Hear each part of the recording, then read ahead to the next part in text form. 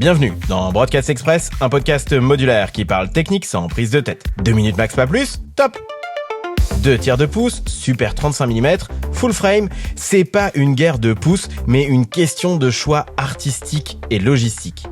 Le 2 tiers de pouce, c'est le capteur broadcast standardisé depuis les années 90. Il est conçu pour les optiques B4. Il est idéal pour la profondeur de champ étendue. On trouve des zooms ultra puissants. La mise au point est facile, c'est parfait pour le direct, le sport.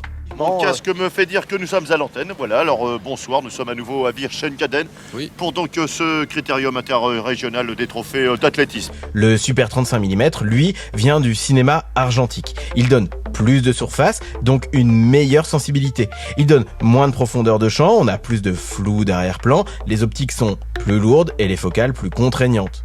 Et le full frame dans tout ça, eh bien, c'est encore plus grand. Mais attention, la mise au point est encore plus pointue, les optiques sont souvent plus chères, plus lourdes. À ouverture et cadrage équivalent, tu obtiens le même rendu de profondeur de champ sur un Super 35 mm ou sur un full frame, à condition d'adapter ta focale bien sûr.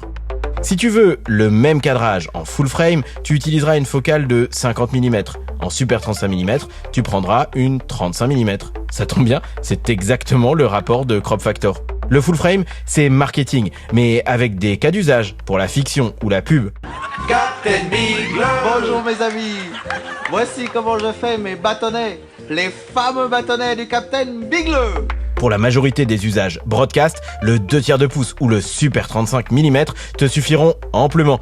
Ça dépend du rendu artistique que tu veux. C'était Broadcast Express, un podcast modulaire. À la semaine prochaine pour un nouvel éclairage en ultra haute définition.